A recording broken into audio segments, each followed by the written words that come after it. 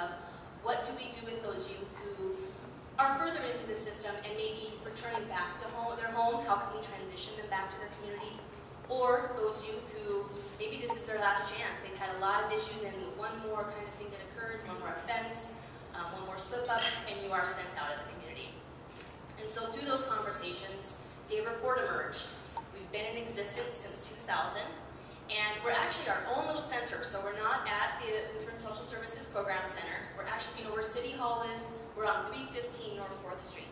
So it's kind of in that residential area there. We have our own place, and there's two components to Day Report. There is an after-school component. That is for those youth who are referred either from juvenile court or from the Division of Juvenile Services. They typically are your higher risk juvenile offenders in the community and are either those ones transitioning back home from a placement or are at risk of going to an out-of-home placement, such as Youth Correctional Center or other type of facility. And they come to us from 3:30 to 7:30, Monday through Friday, and we do a variety of programming with them.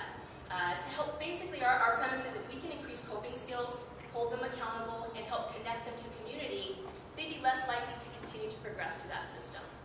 And so we do a variety of things, whether it's taking them to the YMCA and showing them positive types of recreation activities, doing yoga, music therapy, educational pieces such as drug and alcohol education, conflict resolution, those types of things, all in the attempt to build their coping skills and connect them with community. That's the one piece of Day Report, the after-school component. We also have a component which we refer to as BOSS, Beyond Out-of-School Suspension. That's for your middle school, high school students who have been suspended, expelled from school, maybe either coming back from a placement and are waiting to get back into their home school environment, or those students who are on an individualized education plan and maybe need an alternative learning setting for a brief period of time. They come to the same center, but they're there from 9 a.m. to 3, doing a variety of programming, whether mostly it's the educational piece. We're working with schools, that's who sends the majority of those referrals, doing schoolwork, some skill building in relation to maybe why were you suspended? Was it fighting? So we're doing some conflict resolution types of work with them. Some skill building, they eat lunch with us, and then we do community service in the afternoon until 3. And the premise for some of that too, not only do we want to keep them engaged academically, because research does show that students who are out of that school environment, suspended, expelled, have a greater increase of dropping out. And that's greatly tied to juvenile delinquency.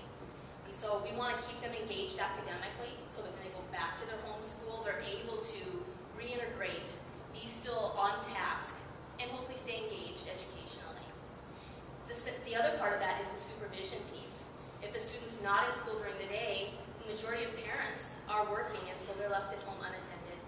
And that allows for us to also provide some supervision pieces for them. And the same goes for the after-school piece. The highest risk for juvenile crime are those after-school hours when kids are often unattended and because parents are working. And so we provide that supervision piece while doing the skill building with them to keep them supervised, give some skills, and again, hopefully provide an opportunity for them to gain some more positive avenues than what they have.